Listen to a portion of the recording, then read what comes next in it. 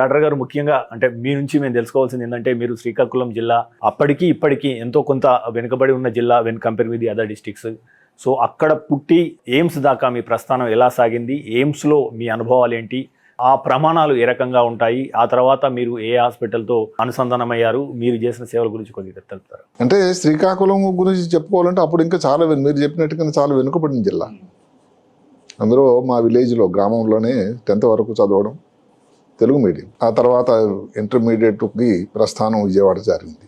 ఈ ఇంటర్మీడియట్ ప్రస్థానం విజయవాడ కూడా ఎందుకంటే 10thలో చాలా మంచి మార్కులు లభించాయి. అప్పటికి ఇంకా ర్యాంకులు లేవు, బట్ దాని ప్రకారం చాలా గణనీయమైన మార్కులు వచ్చాయి. అప్పుడు ఎవరో మా గ్రామాన్ని పక్కన ఉండేటువంటి ఒక వ్యక్తి డాక్టర్గా విశాఖపట్నంలో చదువుతున్నారు. అప్పుడు ఆయన లైలా కాలేజీ విజయవాడ, ఆంధ్ర లైలా కాలేజీ విజయవాడలో చదవడం.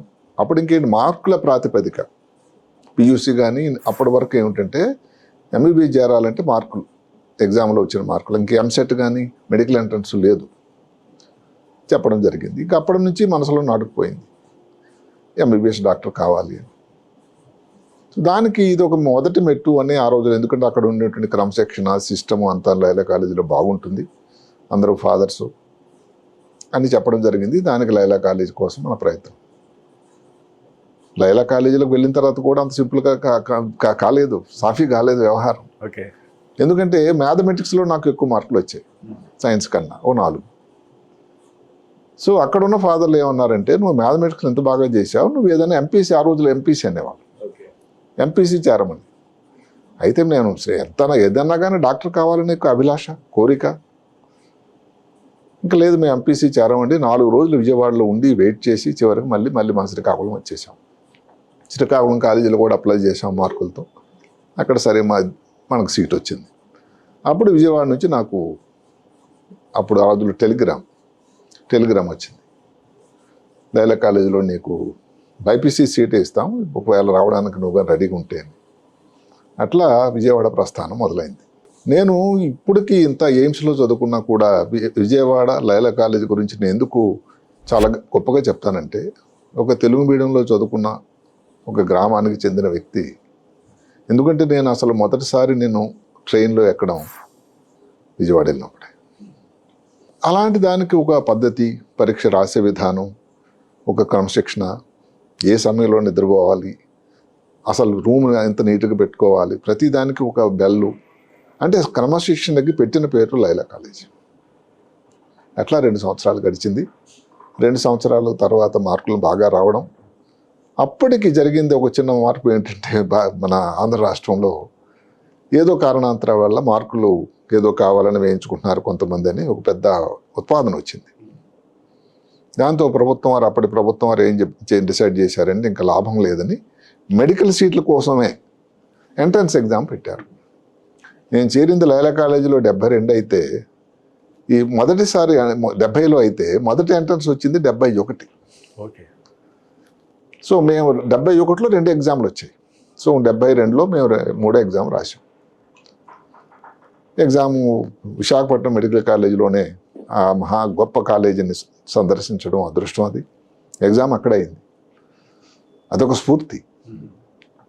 సో అక్కడ ఎగ్జామ్ రాసి ఎంట్రన్స్. అప్పుడు కానీ ఇంకొక చిన్న విషయం తెలుసుకోవాల్సింది ఏంటంటే, మేము చదువుకున్నది అంతా కూడా తెలుగు మీడియం, ఎగ్జామ్ ఇంగ్లీష్లో. ఇంకా అప్పుడు తెలుగులో దాని తర్జుమా లేదు. అయినా దానికి ముందు నుంచి ఏదో లైలా కాలేజీ మా టీచర్స్ అందరూ కూడా ఏంటంటే, ఇది ఇబ్బంది ఉంటుంది కాబట్టి అని ఎన్నో ఈ సైంటిఫిక్ టర్మ్స్ అన్నిటికీ కూడా తెలుగులో అవి ఇంగ్లీష్లో తర్జుమా చేసి బాగా నేర్పతనం చేశారు. 1-2 సార్లు రంగరించి, దానిలో పెద్ద ఇబ్బంది నాకు కాలేదు. ఎగ్జామ్ అయిపోయిన తర్వాత నాకు కాన్ఫిడెన్స్గా అనిపించి తప్పకుండా వస్తుంది ఎంబీబీఎస్ అని. ఎంబీబీఎస్ సీట్ వచ్చింది. వైజాగ్లో చేరాం.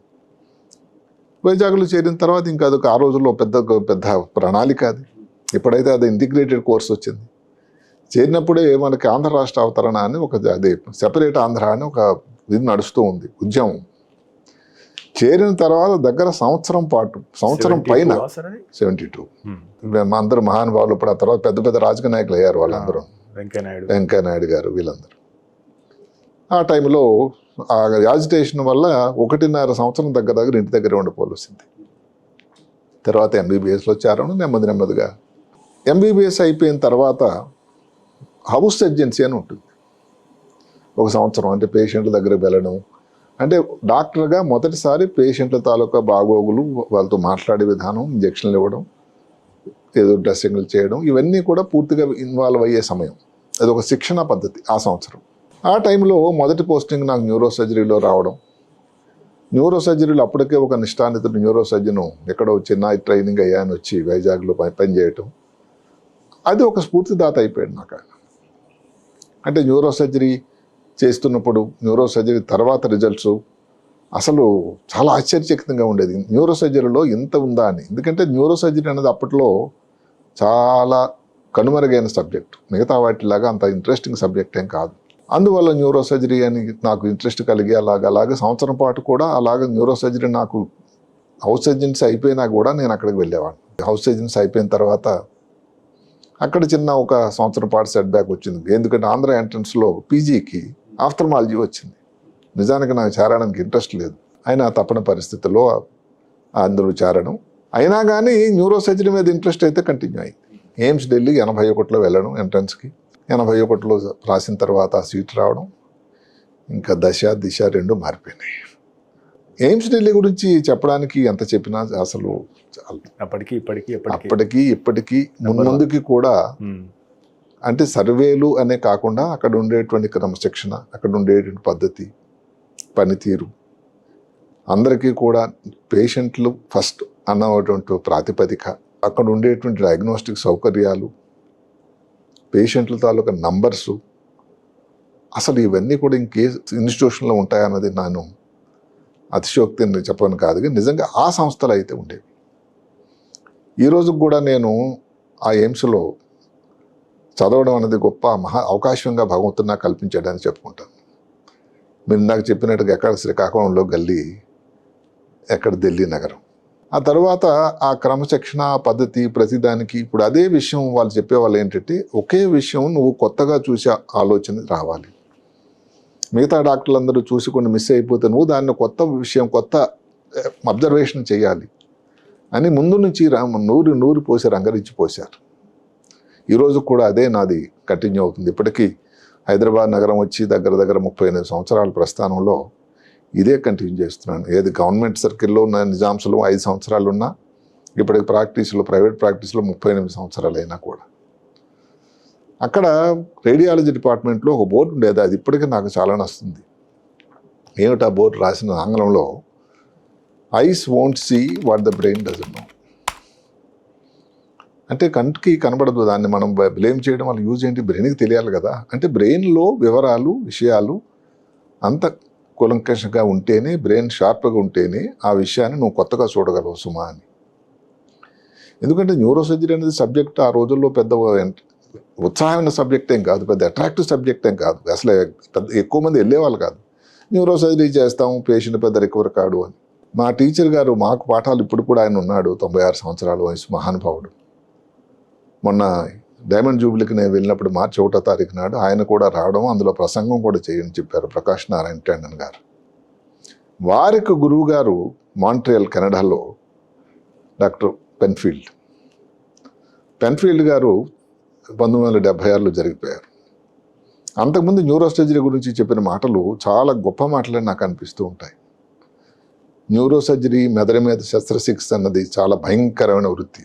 అయితే మహానుభావుడు ఎంత ఫ్యూచర్ చూశాడు. న్యూరో సర్జరీ ఎంత పెరుగుతుంది. అప్పుడు సిటీ స్కాన్ లేవు, ఎంఆర్ఐ లేవు, పెట్ స్కాన్ లేవు, ఏవి లేవు. ఆయన ఏం చెప్పాడంటే, నిజంగా ఆ వృత్తినే కానీ నా లైఫ్ టైంలో కానీ ఇంప్రూవ్ కాకపోతే నేను ఎందుకు దాన్ని ఇంట్రెస్ట్ చూపిస్తాను? సరికదా, నేను ద్వేషించాలి కదా. అంటే ఎంత ప్రాఫిటిక్ మాటలు, ఎంత ఫిలసాఫికల్ మాటలు ఆలోచించండి. మహానుభావ, మీరు ఎక్కడ ఇలా మీలాంటి మహానుభావులు ఏదైతే న్యూరో సర్జరీ పితామహులు ఎక్కడున్నా కూడా ప్రపంచం అంతా మీ చేసిన సేవలు, మీ ఆలోచన సరళి, మీ దగ్గర నుంచి నేర్చుకున్న స్టూడెంట్స్ అందరూ కూడా గుర్తుపెట్టుకుంటారు. మీరు తీసుకునే అదే మందులు, అదే నాణ్యమైన మందులు, కానీ సగం ధరకే.